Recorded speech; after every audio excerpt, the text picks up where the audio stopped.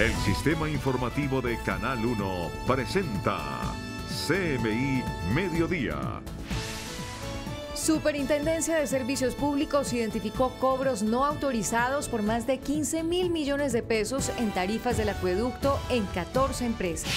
Más de 2 millones de colombianos en 19 ciudades tendrán que recibir el descuento en la próxima factura. No cesan los homicidios en Medellín, la cifra se eleva a 106. El occidente es la zona más afectada. Nueva alerta ambiental por deterioro de la calidad del aire en Medellín. En la ciudad se extendió el horario del pico y placa. El drama de los colombianos en el exterior. De los 13.000 detenidos en otros países, más de la mitad pagan penas por narcotráfico. Informe especial. Capturado policía de estación Suba que por celos atacó con arma blanca a su esposa en el norte de Bogotá. Con drones, perros, escoltas y un CAI móvil, Universidad Industrial de Santander refuerza la seguridad de sus estudiantes en horas nocturnas. Denuncian retención de una paciente de 94 años en una clínica de Bogotá por no tener con qué pagar cuota moderadora. Segundo paro del año de maestros de colegios públicos en el país. Esta vez es de 48 horas. Venezuela declara como persona no grata a embajador de Alemania en Caracas. Inesperadas salidas de Leonel Álvarez y Julio Comesaña como técnicos de Libertad de Paraguay y de Colón de Argentina. Con Luisa Tobo y Gina Acuña. Muy buenas tardes, bienvenidos a CMI, emisión del mediodía. Iniciamos con una muy buena noticia. Prestadores del servicio de agua tendrán que devolver más de 15.000 millones de pesos a usuarios por cobros no autorizados en las tarifas del acueducto. Así es, Luisa. El anuncio lo hizo la Superintendencia de Servicios, que reveló que el error lo cometieron 14 empresas de 19 ciudades. Serán más de 2 millones de colombianos los que tendrán que recibir el descuento en la próxima factura. Son cerca de 2.7 millones de suscriptores a quienes la empresa de acueducto realizaron el cobro adicional y que no estaban autorizados por parte de la Comisión Reguladora del Agua Potable. Se dio la instrucción, la orden de hacer esas devoluciones que ascienden a los 15.700 millones de pesos más o menos. Tenemos empresas en todo el país. Cuando se hacen esas verificaciones, si las cosas no cuadran y si a nosotros no nos da lo que la tarifa que está en efecto cobrando la empresa, pues ya se abren unas investigaciones y se llega a esos resultados. Los procesos de devolución ya iniciaron por parte de las 14 empresas y tienen un plazo de 2 a 4 años. Las devoluciones se hacen por compensaciones en la factura, o sea, como pagos en exceso que se descuentan de lo que tendría que pagar el usuario pues por el consumo corriente en su momento. Una de las empresas de servicios públicos que tiene que devolver los recursos es la empresa de acueductos de Bogotá, con más de 10.000 millones de pesos. En el caso de Bogotá son cerca de 10.000 millones de pesos para 2 millones de usuarios. Este sobrecosto se presentó en los departamentos de Cundinamarca, Norte de Santander, Boyacá, Tolima, Valle del Cauca, Santander, Meta y Antioquia. Los sobrecostos que realizaron las empresas corresponden a los años 2017 y 2018. Y no cesan los homicidios en Medellín. La cifra se eleva a 106 en lo que va corrido del año. El occidente es la zona más afectada tras romperse el pacto de no agresión entre las bandas que operan entre la comuna 13 y 12. En estas dos zonas urbanas circula un panfleto amenazante. Yossi, buenas tardes. ¿Qué es lo que está pasando en estas comunas? Hola Luisa, buenas tardes. Según defensores de derechos humanos, el conflicto se habría trasladado de aquí, desde la Comuna 13 a la Comuna 12. Esto sería por un supuesto pacto entre bandas criminales de respetar algunas de las plazas y de no hacer más extorsiones a la comunidad. Sin embargo, una banda denominada como Los Pesebre habría incumplido este pacto y esto estaría ocasionando las muertes violentas. A las 9 de la mañana, hombres armados entraron a este taller de motocicletas en la avenida San Juan, occidente de Medellín, y asesinaron a un empleado de 18 años. Horas antes, en la noche, en la misma Comuna 12, un hombre de 20 años fue baleado. Con ellos ya son 106 los homicidios en la ciudad. Si es posible llevar a los criminales hacia un rincón, hoy tienen miedo ellos. La situación más tensa se presenta en la Comuna 12, con 10 muertes violentas en los últimos días. Allí hay preocupación por la circulación de este panfleto en el que amenazan de muerte a la banda conocida como El Pesebre, al parecer por incumplir un supuesto pacto entre combos criminales con la Comuna 13. Uno de los acuerdos en los que se llegó es que iban a disminuir o acabar con el tema de las extorsiones en los barrios, cosa en la que dicen que la gente de Carlos Pesebre no quiso entrar a negociar. Con el nuevo enfrentamiento en el occidente de Medellín, ciudadanos piden mayor acompañamiento de las autoridades para evitar nuevos crímenes. Y en otras noticias de Medellín, a las 12:05 del mediodía, en estado de alerta se encuentra la ciudad. Es una alerta ambiental debido al deterioro de la calidad del aire. Un fenómeno meteorológico estaría impidiendo que los gases suban a la atmósfera y se concentren en el Valle de Aburrá. Esta es la densa capa de niebla que cubre hoy a Medellín y el área metropolitana. Impide que las partículas contaminantes se eleven y las concentren en la ciudad, provocando la mala calidad del aire. Según explican las autoridades ambientales, de las 19 estaciones de monitoreo, 17 quedaron en naranja. Un fenómeno de hay baja nubosidad, hay poca radiación precisamente por la baja nubosidad y hay poca dispersión de los contaminantes, precisamente porque la radiación solar no penetra la superficie terrestre. Debido al fenómeno meteorológico por transición de la época seca a lluvia, se decretó la alerta y se tomaron medidas extremas como el pico y placa extendido. Ahora será de 5 de la mañana a 10 de la mañana y de 4 de la tarde a 8 de la noche. Uno dice que no siente como ese grado de contaminación, pero sí le da como esa gripa, esa carraspera en la garganta, ese malestar, esa congestión. Muchos optaron por acceder al sistema de bicicletas gratuitas, son más de 2.000 en toda la ciudad. Sí, es bueno también andar en bicicleta para cuidar el medio ambiente y por lo del pico y placa. En la mañana se presentaron grandes congestiones y largas filas en estaciones del metro de Medellín, en donde cientos de personas acudieron a este sistema de transporte. Esta medida de pico y placa extendido irá hasta el próximo viernes, pero se estudia hacerlo hasta la próxima semana, las 2 primeras de marzo, que son las más críticas para las autoridades ambientales. Esto desde Medellín, Yusi Chaparro, CMI La Noticia. Feliz tarde. Yusi, gracias. Feliz tarde. En el noroccidente de Bogotá fue capturado un policía de la estación de Suba. El uniformado, al parecer, sufrió un ataque de celos y atacó con arma blanca a su esposa. La mujer se debatió entre la vida y la muerte y afortunadamente a esta hora ya se encuentra fuera de peligro. Yuri Rodríguez fue víctima de los celos de pareja. Hace 4 meses su esposo le propinó 3 puñaladas, una de ellas cerca al corazón y que casi le quita la vida. Me dijo que si yo no iba a estar con él, no iba a estar con nadie más y que él me iba a matar porque era lo que debía haber hecho hace mucho tiempo. Y cuando yo sentí fue el puño en el pecho. A mí, o sea, en el momento a mí no me dolió. Pero entonces yo me miré y claro, se me veía la herida abierta y estaba llena de sangre. El hombre, que fue capturado en las últimas horas, era patrullero de la policía de Suba, en el occidente de Bogotá, y hasta la fecha seguía activo en su cargo.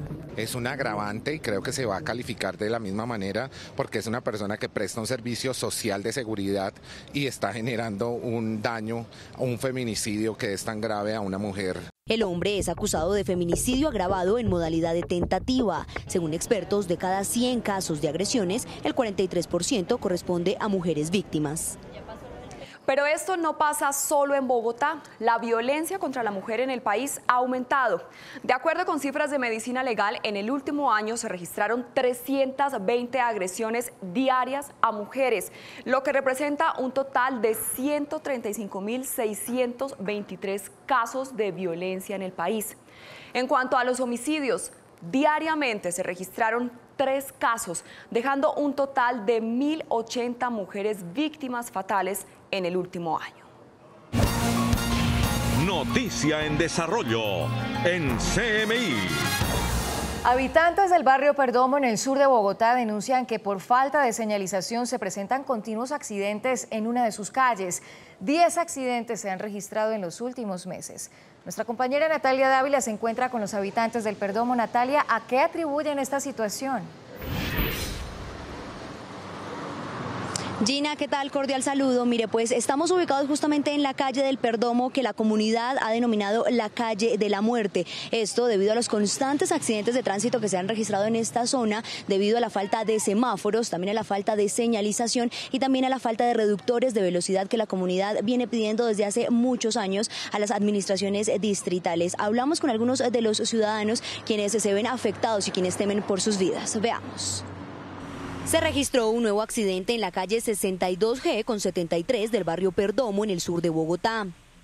En este video se observa cómo el conductor de un bus del SITP choca contra un motociclista por la falta de semáforos, señalización y reductores de velocidad. Que no hay presupuesto, pero es que en 7 años es muy difícil que no haya presupuesto. Los ciudadanos han interpuesto denuncias y querellas para que les solucionen el problema, pero no han obtenido respuesta. Trabajo con eso de movilidad. He enviado algunos requerimientos, nada. Según los habitantes, todos los días temen porque alguno de estos accidentes sea fatal. Nos comunicamos con la Secretaría de Movilidad, quienes nos aseguraron que varios técnicos de la administración distrital se van a dirigir hasta este punto en el sur de Bogotá para hacer estudios y ver si en verdad necesitan la señalización en esta calle, que recordemos, la comunidad ya la ha denominado la calle de la muerte por los constantes accidentes de tránsito que se han presentado durante este año. Es la información por el momento que se registra desde el sur de Bogotá. Natalia Dávila, CMI La Noticia. Natalia, gracias, buenas tardes. Una familia denuncia que en una clínica del occidente de Bogotá retuvieron por más de 16 horas a una mujer de 94 años porque no tenía con qué pagar la cuota moderadora. Según la Superintendencia de Salud y la organización Defensa al Paciente, por ningún motivo un centro hospitalario puede detener a las personas para forzar el pago. El viacrucis de este hombre inició desde ayer a las 5 de la tarde. A esa hora, a su mamá, una mujer de 94 años, le dieron de alta en una clínica del occidente de Bogotá, pero no la dejaron salir. Voy a pedir el pasisalvo para la salida y me dicen que debo de pagar 500.000 pesos. ¿Y por qué? Pero les digo por qué. Dicen porque es que aquí esto es una clínica privada y ya usted a su mamá ya no la cubre con vida. Su hijo no tenía cómo pagar. Hernando Casalla denunció que por más de 16 horas tuvieron retenida a la paciente en un pasillo. Y le dan la orden al vigilante, ojo, no vayan a permitir que ellos salgan con el paciente, porque ellos primero tienen que pagar aquí. Según la Superintendencia de Salud y la organización Defensa al Paciente, los centros hospitalarios no pueden incurrir en la retención de personas para forzar el pago. Es absolutamente ilegal retener pacientes restringiendo su libertad personal para presionar pagos de servicios médicos en las diferentes instituciones de salud del país. Fuera de cámara, CMI habló con el responsable de la clínica, quien aseguró que respondieron con la atención debida de la mujer y que el hecho no se puede considerar como retención. Ayer presentamos la radiografía del delito de inasistencia alimentaria, que en el último año tuvo 69.500 nuevos casos, es decir, 7 denuncias por hora ante la Fiscalía. Hoy les ofrecemos soluciones y una de ellas está en manos del Congreso. Es un proyecto de ley que busca crear una base de datos que bloquea a padres irresponsables. El proyecto de ley busca crear el registro de deudores alimentarios morosos, con el cual se restringe a los padres irresponsables en la expedición de documentos públicos o para acceso a beneficios, si se atrasa en mínimo 3 cuotas con sus hijos. Si tiene más de 3 cuotas atrasadas, no le van a prestar el servicio hasta que se ponga al día. Igualmente con la licencia de conducción, no va a poder acceder a ningún subsidio del Estado. Si tiene la posibilidad de celebrar un contrato público o de acceder a un cargo público, primero tiene que ponerse al día o de lo contrario no podrá suscribirlos. Adicionalmente, los hijos de padres irresponsables que sean mayores de edad podrán exigir el pago acumulado y total de las cuotas alimentarias que dejaron de recibir. Por otra parte, el gobierno no descarta en despenalizar este delito. Por eso consultamos a algunos expertos en el tema. Que una persona en la cárcel no produce. Entonces el problema práctico se agrava. Yo creo que si se llegara a quitar la inasistencia alimentaria, habría que pensarlo muy bien y ponerle un mundo de sanciones de tipo administrativo que no sean cárcel, pero por ejemplo, que se le prohíba salir del país, que tenga que estar representando tanto tiempo ante un juez, que no pueda acceder a cargos públicos, que haya una serie de sanciones que garantice el pago efectivo. Yo no creo que deba despenalizarse. Yo lo que creo sí es que deben establecerse todos los mecanismos de negociación entre las partes en conflictos, la conciliación y pensar en qué otros mecanismos de conciliación o de arreglo, digámoslo así, coloquialmente por las buenas. Actualmente la inasistencia alimentaria hace parte de los delitos investigados por sistema abreviado. Y quedó en firme la convocatoria para el 19 y 20 de marzo a un nuevo paro de maestros en colegios oficiales del país. Hablamos con los padres de familia y las opiniones están divididas. El paro de maestros de colegios oficiales por 48 horas se llevará a cabo los días 19 y 20 de marzo. Exigen mayor financiación para la educación pública. Un paro nacional para decirle al gobierno de Duque, que no aceptamos el Plan Nacional de Desarrollo porque está desfinanciado el tema de la educación. La opinión de los padres de familia está dividida. Unos consideran viable un cese de actividades, otros no lo apoyan. Pues es malo porque nos perjudica a nuestros hijos. Los docentes lo hacen, ellos lo hacen, tienen sus razones. Malo para los estudiantes porque pierden clase, pero si los profesores también tienen cosas que pedir. No perjudica a los estudiantes. Paran los maestros, pero nadie más los apoya. Si todos nos apoyáramos sería absolutamente distinto. Malo porque los muchachos se atrasan en las clases y todo. Durante el paro de 48 horas, los profesores realizarán diferentes movilizaciones en las ciudades principales. Continúa la audiencia contra el exfiscal de la JEP acusado de incidir en retrasos para impedir la extradición de Jesús Santrich. La Fiscalía reveló los videos en los que queda registrado el momento justo cuando se hace la repartición de dinero y capturas. Hoy apareció el exsenador Luis Alberto El Tuerto Gil. Daniela, buenas tardes. ¿Qué otros detalles se han revelado de este caso? Hola Gina, buenas tardes. Varias cosas han sucedido hoy aquí en la audiencia de los juzgados de Palo Quemado. Lo primero que quiero contarles es que reapareció efectivamente el exsenador Luis Alberto Gil después de que en la Clínica Colombia le dieran de alta para que comparezca ante las autoridades aquí en Palo Quemado. Además de esto, la Fiscalía ha defendido tajantemente la aparición y la utilización de un agente cubierto en esta operación. En la siguiente nota les contamos el paso a paso de cómo se habría dado la repartición de los dineros en 2 hoteles de Bogotá. 3 momentos claves quedaron grabados en los videos de seguridad de los hoteles Marriott y Artisan en Bogotá, donde se hicieron, según la Fiscalía, las entregas de dinero. En la primera imagen se logra ver la reunión del exsenador Luis Alberto El Tuerto Gil, Carlos Julián Bermeo y el agente encubierto para hacer efectiva la entrega del dinero.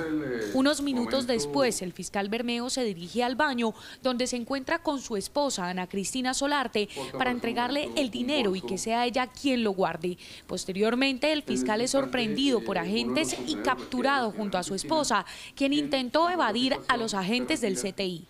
Aleatoriamente, en el Hotel Artisan, Orlando Villamizar, emisario del Tuerto Gil, está recibiendo el dinero por parte de un agente, Mafe, como es llamada por la Fiscalía, quien es la encargada para custodiar el dinero.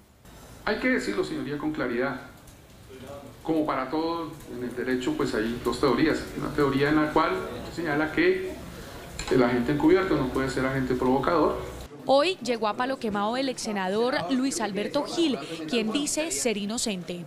No conozco el tema de tráfico de drogas. Mi único delito es el delito de escucha. El fiscal de la JEP, Carlos Julián Bermeo, dice que comprobará que es inocente. En su momento se darán cuenta ustedes mismos de lo que ha pasado.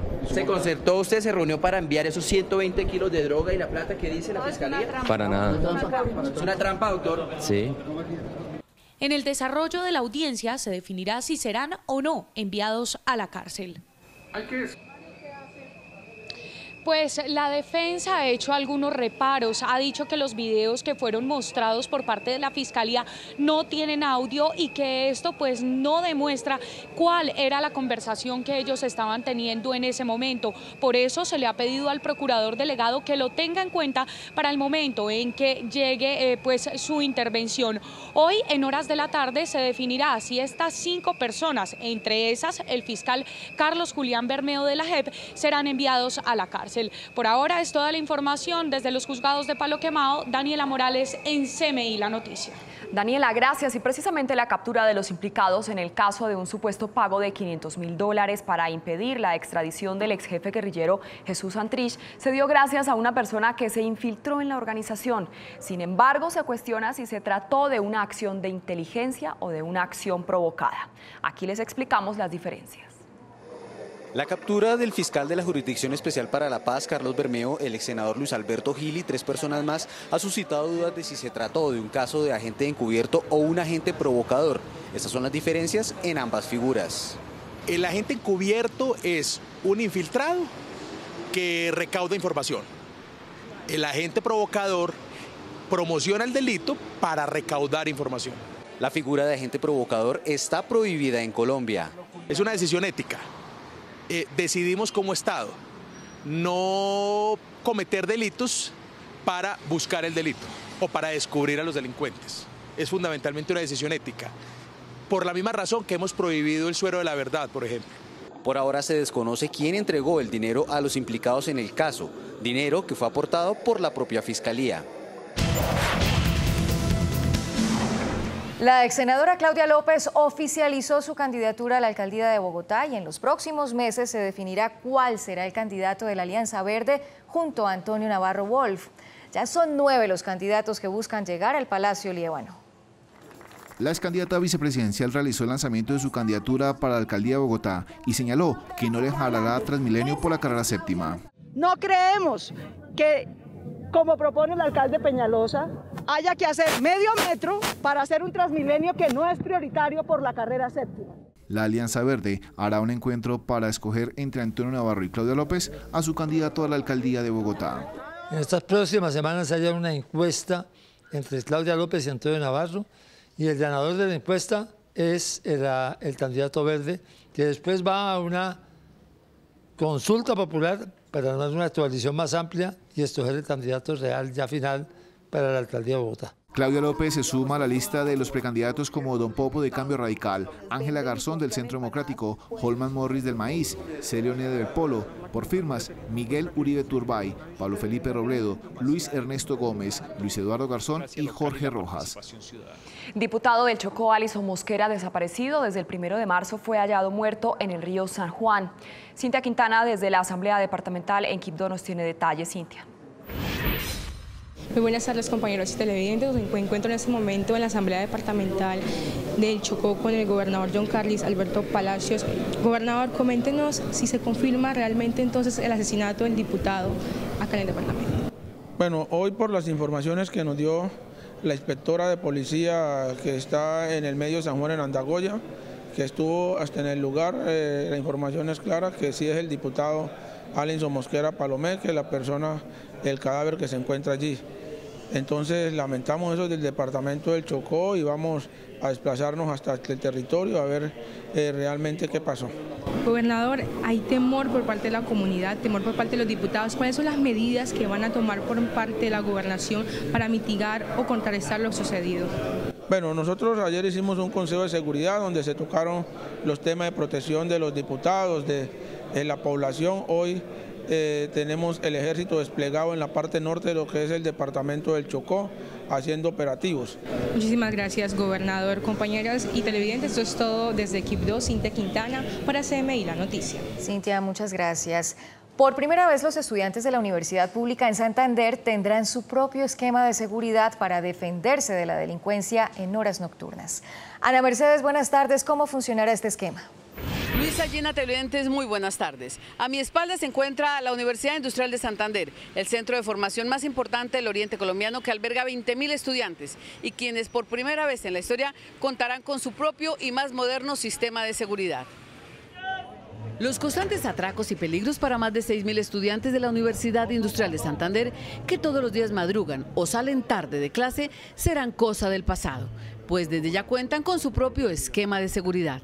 Un grupo de vigilantes dispuesto en sitios particulares apoye a los chicos y los acompañe en el trayecto que tienen desde cuando salen de la universidad hasta cuando van a la estación de Metrolínea. Estas medidas, más que satisfechos, tienen felices a estudiantes, padres y celadores. Muchísimos gamines y atracos, y si uno llevaba incluso el celular por ahí en el bolso, cuando se daba cuenta el bolso estaba abierto, era súper peligroso por la 25. El rector con esto también le ha dado un valor de dignidad al estudiante. Estoy un poco más relajada porque eso era lo que nosotros necesitábamos, ¿sí? Ah, claro, y por supuesto también a los maestros. Ya no hay excusas de salir temprano de clase. Por los resultados, este modelo de seguridad, pionero en Colombia para estudiantes de universidades públicas, busca, sin importar corriente política, ideológica y de género, garantizar la ampliación de las franjas de formación profesional en altas horas. Y déjenme contarle otra buena noticia que trae este sistema de seguridad. La comunidad ha sido la más beneficiada porque aquí a diario se registraban muchos atracos a habitantes de la zona y ahora han disminuido también, como lo ha ocurrido con los estudiantes de la UIS. Estas las informaciones del mediodía en Bucaramanga. Ana Mercedes Ariza, CMI, La Noticia. Ana Mercedes, muchas gracias. Y en zona rural de Piendamó, Cauca, la comunidad denuncia que en una casa viven más de 60 perros que están en completo abandono. La situación es crítica porque algunos animales están muertos. Camilo Fajardo con la historia. Camilo. Gina y Luisa, muy buenas tardes. La saludo desde la vereda La Independencia en el municipio de Piendamó. Llegamos aquí por una denuncia ciudadana que indica que al interior de esta vivienda hay maltrato animal. Lo que encontramos es un panorama realmente desolador. Este documento fechado el 11 de enero de 2019 da cuenta de la existencia de al menos 60 canes dentro de una vivienda, los cuales se encuentran completamente abandonados. Los policías tomaron la denuncia y la remitieron a la Secretaría de Salud. Sabemos que fue recibida, pero no se ha manifestado en absoluto la alcaldía. Con nuestras cámaras evidenciamos que el número de canes es menor al de los primeros videos. Nadie sabe qué está pasando con los perros faltantes. Los vecinos temen hablar porque el dueño de la vivienda los tiene amenazados. Pudimos ver cachorros muertos y los perros se están comiendo esos cachorros porque no tenían más. Y mientras la administración de Piendamó soluciona este conflicto, los canes deberán seguir durmiendo entre sus heces y comiendo lo que los buenos vecinos les arrojan por los vidrios rotos de la vivienda. Nosotros seguiremos atentos a la respuesta de las autoridades. Desde zona rural del municipio de Piendamó, Camilo Fajardo, CMI La Noticia. Camilo, gracias, por supuesto, muy atentos. Y estos son los titulares de las noticias que hemos desarrollado hasta el momento en CMI, emisión del mediodía. Superintendencia de Servicios Públicos identificó cobros no autorizados por más de 15.000 millones de pesos en tarifas del acueducto en 14 empresas. Más de 2 millones de colombianos en 19 ciudades tendrán que recibir el descuento en la próxima factura. No cesan los homicidios en Medellín, la cifra se eleva a 106. El occidente es la zona más afectada. Nueva alerta ambiental por deterioro de la calidad del aire en Medellín. En la ciudad se extendió el horario del pico y placa. Y estos son los titulares de las noticias que desarrollaremos a continuación en CMI, emisión del mediodía. Venezuela evalúa abrir paso humanitario para niños y jóvenes que estudian en Cúcuta. Bebé de 2 meses muere en ataque sicarial en Barranquilla. Capturan al hermano de Teófilo Gutiérrez por violencia intrafamiliar. El drama de los colombianos detenidos en el exterior. Hay 13.000 presos, más de la mitad por narcotráfico. Informe especial. Inesperadas salidas de Leonel Álvarez y Julio Comesaña como técnicos de Libertad de Paraguay y de Colón de Argentina. Seguimos en CMI, emisión del mediodía. La Superintendencia de Servicios Públicos identificó cobros no autorizados por más de 15.000 millones de pesos en las tarifas del acueducto de 14 empresas en 19 ciudades. Son cerca de 2.7 millones de suscriptores a quienes la empresa de acueducto realizaron el cobro adicional y que no estaban autorizados por parte de la Comisión Reguladora del Agua Potable. Se dio la instrucción, la orden de hacer esas devoluciones que ascienden a los 15.700 millones de pesos más o menos. Tenemos empresas en todo el país. Los procesos de devolución ya iniciaron por parte de las 14 empresas y tienen un plazo de 2 a 4 años. Las devoluciones se hacen por compensaciones en la factura, o sea, como pagos en exceso que se descuentan de lo que tendría que pagar el usuario pues por el consumo corriente en su momento. Este sobrecosto se presentó en los departamentos de Cundinamarca, Norte de Santander, Boyacá, Tolima, Valle del Cauca, Santander, Meta y Antioquia. Los sobrecostos que realizaron las empresas corresponden a los años 2017 y 2018. Venezuela evalúa abrir un canal humanitario para que niños y jóvenes que estudian en Cúcuta puedan pasar la frontera por los puentes y no por las trochas o los pasos ilegales. Esta mañana se registró un cara a cara entre los padres de familia y la Guardia Nacional Bolivariana. Carlos Salazar con el reporte desde la frontera. Buenas tardes, Luisa y Gina. Normalmente a esta hora el flujo de los estudiantes que vienen a recibir clases a Colombia es grande por este puente. Este es el panorama del puente Francisco de Paula Santander que comunica a Cúcuta con Ureña. Está bloqueado por parte de la Guardia venezolana. Es decir que por ahora el corredor humanitario que se pidió para el paso de estudiantes no se va a realizar.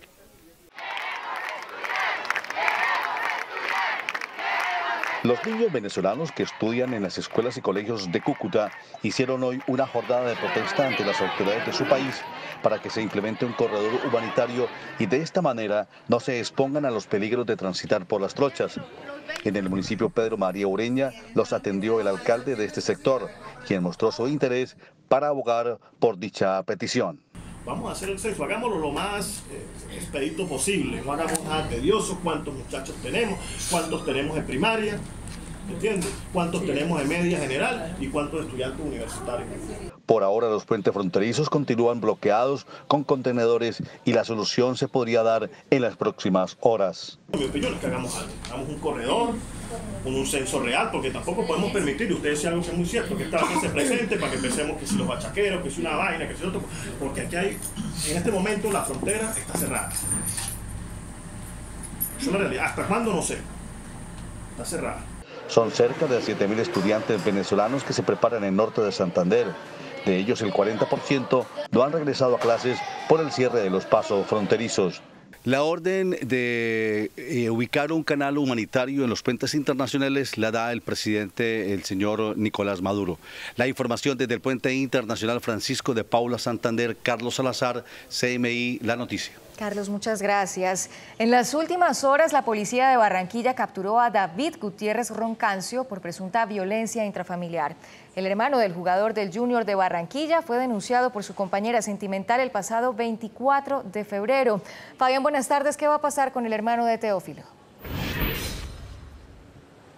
Gina, ayer una vez fue capturado, fue llevado a la URI de la Fiscalía para su respectiva judicialización. Estamos a la espera de cuándo se van a iniciar las audiencias. La captura de David Roncancio se hizo efectiva en la noche anterior. Fue capturado en su casa en el barrio Simón Bolívar. Se sigue un proceso. El proceso finaliza con que se le expide una orden de captura. El día de ayer se hace efectiva y hoy este señor pues tendrá que responder a la justicia por los hechos por los cuales fue denunciado. La compañera de Gutiérrez Roncancio, una mujer de 26 años de edad, señaló que a raíz de los golpes perdió un bebé. Y yo estando embarazada, él me agredió. Por medio de eso, bueno, él me echó de su casa, yo me refugié junto a mis padres. En medio de que cuando él me golpeaba en la barriga, yo fui al médico, me mandaron de reposo. Por todos estos problemas yo caí en una depresión. Contra Gutiérrez Roncancio, de 26 años, existió una orden de detención emanada por el juez 14 penal municipal con función del control de garantías de Barranquilla. De otra parte, les informo que en una nueva incursión sicarial en el barrio Rebolo de Barranquilla, una menor de 2 meses perdió la vida. Según la policía, este ataque sicarial obedece a una lucha por la ruta del microtráfico en la zona suroriental de esta ciudad. El ataque sicarial obedeció un ajuste de cuentas según la policía por rutas del microtráfico. Las autoridades investigan si el sujeto que falleció y los 2 victimarios pertenecían a la banda de los Papalópez. La menor murió en brazos de su padre. Que estos 2 individuos que fueron capturados tenían 6 antecedentes judiciales cada uno de ellos, y no por cualquier delito, sino por los delitos que lesionan más a los seres humanos y es atentar contra la vida. Uno de los capturados es Dubán Rubio Piñeres, de 23 años de edad y quien tiene 6 anotaciones judiciales. Había salido de la cárcel hace 2 meses. Fue capturado en una redada en contra de la estructura delincuencial de los Papalópez en el 2017. Tenía casa por cárcel. Está claro que un delincuente que está condenado por homicidio le den casa por cárcel es un delincuente que va a convertirse en víctima, como fue en este caso, o muy seguramente va a ser victimario. En lo que va del año en Barranquilla, 2 menores han sido víctimas de ataques sicariales en contra de sus padres. Como Breineider Utria Coronado, de 30 años, fue identificado el padre de la menor, que también perdió la vida en esta incursión sicarial. Desde Barranquilla, Fabián Lesmes, CMI, La Noticia. Fabián, gracias. Durante los últimos 7 años, más de 13.000 colombianos han sido detenidos en el exterior. En promedio, 1 de cada 2 fue capturado por narcotráfico. Actualmente hay 6 condenados a pena de muerte. La situación más difícil la padecen quienes están en países del Lejano Oriente y África. La Cancillería colombiana trabaja en acuerdos de repatriación. Informe especial. Omar Muriel, 68 años, comerciante. Carlos Lenín Fajardo, 40 años, vendedor ambulante. Joan Sebastián Guerrero, 29 años, estudiante universitario. Sigifredo Aguirre, 77 años, pensionado. Francisco Javier Rondón, bachiller premiado con el convenio Andrés Bello y sobreviviente de cáncer. Luis Pérez, 59 años, agricultor. Rafael San Clemente, 45 años, comerciante. 7 historias distintas, 7 familias, 7 hombres de distinta condición social. Todos con un mismo sueño, superar una crisis económica. Todos atrapados por la misma pesadilla, el narcotráfico. Ellos hacen parte de un inmenso universo de más de 7.000 colombianos que fueron capturados en el exterior intentando llevar hasta 1 kilo de estupefacientes en su equipaje o en su organismo. Mi papá, Luis Leoncio Pérez, fue detenido hace 6 años en China y condenado a pena de muerte. Mi hijo, con tan solo 21 años, siendo un joven estudiante universitario, por la falta de dinero, de una situación económica pues que estábamos atravesando, decidió emprender este viaje. Un viaje que lo lleva lentamente a la muerte. Su larga vida la ve pasar penosamente tras los muros de la cárcel de Quinpú en Shanghái, China. Una cárcel que no sabe si para mal o para bien unió la vida de esos 7 hombres del comienzo que un día cometieron el mismo error.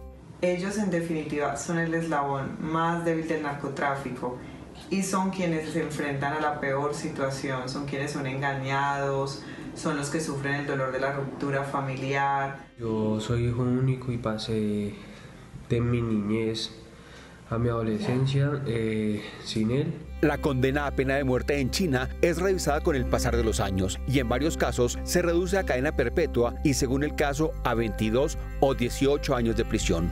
Se van a ver alejados de su familia, de su país, y la asistencia consular va a ser un poco más difícil. Negociemos, por favor, con China por nuestros connacionales para que puedan volver a ver a sus familias, a sus seres amados. Y ya quisiéramos que lo más pronto posible estuviera él con nosotros. El año pasado la policía antinarcóticos capturó 311 personas que intentaron salir del país con estupefacientes. Hoy enfrentan sus condenas en Colombia. En promedio, cada día un colombiano ha sido capturado en el exterior por narcotráfico. Esto es una pesadilla. Nunca cometan este error. Las estadísticas reveladas por el Ministerio de Relaciones Exteriores dan cuenta de 13.081 colombianos detenidos en el exterior. De ellos, 7.213 están en la cárcel por narcotráfico, lo que equivale al 55%. El año con mayor número de colombianos detenidos por narcotráfico fue en 2016, cuando 1.641 ciudadanos fueron tras las rejas, un promedio de 5 al día. Durante los primeros 30 días del 2019, 31 personas fueron capturadas por narcotráfico en otros países, un promedio de 1 colombiano por día. El segundo delito por el que son capturados los colombianos es el hurto. Por esa conducta han sido detenidos 2.510, un 15% de los capturados desde el 2013. El 86% de los colombianos detenidos en otros países son hombres, con un total de 11.186, y mujeres 1.893. Esto equivale al 14%. De otro sexo hay 2 personas capturadas. Los países con mayor número de colombianos detenidos son Ecuador con 3.579, Estados Unidos 1.820, Chile 1.381, España con 1.377, Panamá 1.209 y Venezuela 1.036. Luisa. Gina, gracias. Los incendios forestales en el sur del Cesar cobraron la vida de un agricultor de 78 años de edad que intentó evitar que las llamas arrasaran con su vivienda y sus cultivos. Luis Enrique Cárdenas con la historia desde Aguachica, Cesar. Hola Gina, Luisa, la saludo desde el sur del Cesar. Los incendios forestales han arrasado en los últimos días con centenares de hectáreas de bosques y pastizales también. Ocasionaron la muerte de una persona en el departamento de Cesar. Ignacio Castillo, de 78 años de edad, murió en zona rural del municipio de González, sur del Cesar, cuando intentaba sofocar un voraz incendio que arrasó con cultivos de pancoger y pastizales. Si no tenemos los conocimientos ni los equipos necesarios suficientes para contrarrestar el incendio o ayudarlo a combatir, por favor, permitir que sean los organismos de socorro los cuales se encarguen de esa situación. Los incendios forestales, producto del fenómeno climático, han ocasionado la muerte de especies nativas de la región y también afectando la flora y fauna. Bastantes animales que han muerto los playones y parte de la finca, porque de todas maneras no tienen la comida como es debido. Las autoridades en el sur del Cesar advierten a las comunidades a abstenerse de intervenir en este tipo de emergencias. Perdió el dominio el ciudadano que adelantaba esa actividad y pues se vio sofocado y ahí es donde perece. Las emergencias que han consumido centenares de hectáreas de bosque y pastizales avanzan en zona fronteriza entre el sur del Cesar y el Catatumbo. Y es que producto de esta situación que mantiene afectado a ganaderos y agricultores, pues muchos animales han muerto por la falta de alimentos. En el sur del Cesar, Luis Enrique Cárdenas, CMI, La Noticia. Luis Enrique, gracias. Por falta de pruebas de la Fiscalía, un juez dejó en libertad a la mujer capturada que presuntamente mandó a asesinar a su esposo para poder cobrar un seguro de vida. Sebastián, buenas tardes. ¿Cuánto tiempo estuvo capturada esta mujer? Gina, Luisa, televidentes, muy buenas tardes. Esta mujer estuvo privada de su libertad durante 48 horas. Sin embargo, una juez consideró que las pruebas no eran suficientes y la dejó en libertad. No obstante, ella permanecerá vinculada al proceso. Un juez determinó que las pruebas presentadas por la Fiscalía no eran suficientes para enviar a la cárcel a Diana Acevedo, acusada de ser la autora intelectual del asesinato de su esposo, el médico Óscar Guillermo Gutiérrez. Se logra capturar ingresando al municipio de Palmira por el aeropuerto Alfonso Bonilla Aragón, materializando la captura por el delito de homicidio agravado. El crimen del especialista ocurrió el pasado mes de julio del 2018 y ese mismo año capturaron a un sicario que le habría causado la muerte a la especialista en Palmira, Valle del Cauca. Se aportan pruebas que la vinculan a ella como autora intelectual del homicidio. La decisión fue apelada por el ente acusador. Acevedo seguirá vinculada al proceso y el seguro de vida por el que aparentemente fue ultimado Gutiérrez habría sido adquirido en Europa por la suma de 100.000 euros. Una de las pruebas que mostró la Fiscalía al juez fue la versión del sicario que en esos momentos se encuentra recluido en una cárcel y es que él la reconoció como la autora intelectual de este asesinato. Esa es toda la información desde Cali. Sebastián Bedoya, CMI, La Noticia. Sebastián, gracias. Vamos a hacer una breve pausa y al regreso espere toda la información internacional aquí en CMI, emisión del mediodía. En Noticias del Mundo, el gobierno de Nicolás Maduro declaró persona no grata al embajador de Alemania en Caracas, Daniel Martín Kriener, por sus supuestos recurrentes actos de injerencia. En el anuncio que fue publicado por la Cancillería venezolana en un comunicado, el gobierno le da un plazo de 48 horas a Kriener para abandonar el país. Mientras tanto, Estados Unidos, a través del consejero de Seguridad Nacional John Bolton, anunció que sancionará a las organizaciones extranjeras que ayuden a financiar el gobierno de Nicolás Maduro y, según dijo, su red corrupta. Y continúan las protestas en Argelia contra la decisión del presidente Abdelaziz Bouteflika de optar por un quinto mandato. Aumenta la tensión en la ciudad africana de Argelia tras conocerse que el actual mandatario Abdelaziz Bouteflika formalizó su candidatura para ser reelegido en los comicios presidenciales del próximo 18 de abril.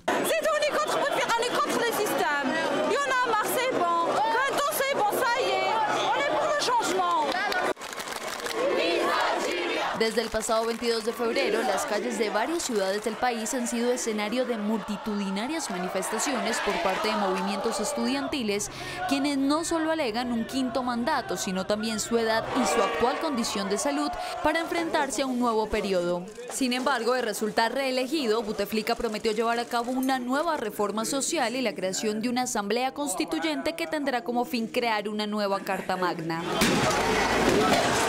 Por su parte, en medio de la creciente tensión, el ejército argelino prometió garantizar la estabilidad y la seguridad del país ante el temor de revivir una nueva guerra civil. Buenas tardes, bienvenidos a la información deportiva. Hay mucha atención que hace pocos minutos la FIFA y la CONMEBOL, en conjunto con la Federación Colombiana de Fútbol, se pronunciaron sobre las denuncias de las jugadoras de la Selección Colombia Sub-17. Esta es una parte del comunicado. La FIFA y la Conmebol condenan enérgicamente cualquier tipo de acoso sexual o laboral, violencia de género y o violación de los derechos de la mujer o la niñez. Y en respuesta a la solicitud de la Federación, ofrecen todo su apoyo y la experiencia de sus órganos competentes a la Federación Colombiana de Fútbol en materia de capacidad preventiva y, si fuera necesario, sancionadora. Es la respuesta entonces del apoyo de la FIFA y la Conmebol a la Federación Colombiana y la Selección Colombia Femenina Sub-17. Y la crisis más profunda de la década atraviesa en este momento el Real Madrid, que ya piensa en el reemplazo del técnico argentino Santiago Solari.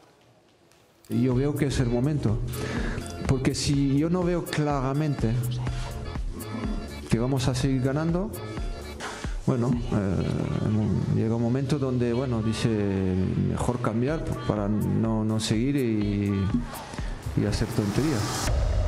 Y en aquella rueda de prensa en la que dejaba de ser el técnico del Real Madrid, el francés Zinedine Zidane parecía saber lo que se venía para la Casa Blanca y muy hábilmente dejó el cargo. La dura eliminación de los merengues a manos del Ajax ayer en los octavos de final de la Champions League aún sigue haciendo mucho ruido y así lo retratan los medios españoles. Aquí yace un equipo que hizo historia, humillante final de un ciclo irrepetible. Semana trágica. Fin de una era. Nada de nada. Leonel Álvarez y Julio Comesaña dejaron sus cargos en Libertad y Colón. Más deportes a continuación. Tremenda paliza como visitante de los Boston Celtics a los bicampeones Golden State Warriors por 128-95, en lo que fue el mejor juego de la noche en el mundo de la NBA. Los Celtics son quintos en la conferencia este, mientras que los Warriors siguen liderando en el oeste, a menos de un mes para que concluya la temporada regular. Termina la información deportiva, ya viene lo bueno, lo malo y lo feo.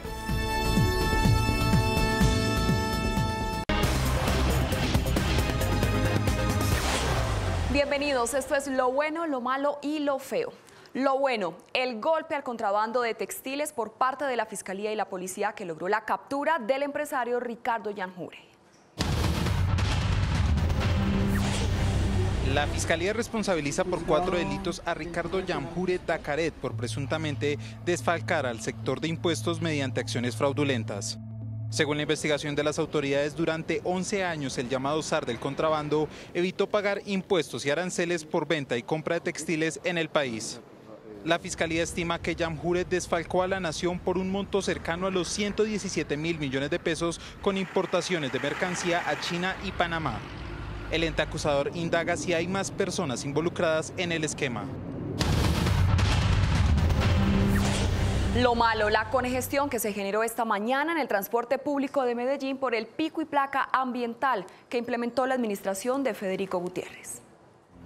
13 estaciones de monitoreo se encuentran en naranja por el registro de 35 microgramos de PM2.5, es decir, partículas contaminantes. Para evitar que se eleven a rojo, se tomaron medidas como el pico y placa extendido en toda la ciudad, 2 horas más en la mañana y 2 horas más en la tarde. Esto ocasionó caos y grandes congestiones en buses y algunas estaciones del metro de Medellín. Y lo feo, no paran los abusos en el sistema de Transmilenio. Esta es la imagen en la que 3 usuarios ingresaron una nevera a un articulado. Los esfuerzos de la funcionaria de recaudo de Bogotá por impedir el acceso fueron en vano. Los extranjeros de manera descarada violaron la puerta para discapacitados y entraron la carga sobredimensionada. Hasta aquí lo bueno, lo malo y lo feo. Déjenos sus comentarios en nuestras redes sociales. Gina. Luisa, gracias. Hacemos una pausa en CMI, emisión del mediodía. Ya regresamos. Hasta aquí las noticias en CMI, emisión del mediodía. Gracias por acompañarnos. Quédense que ya viene Mujer. Y en la noche no se pierdan Sin Senos Si Hay Paraíso a las 8 en punto y a las 9 la emisión central de CMI La Noticia. Feliz tarde.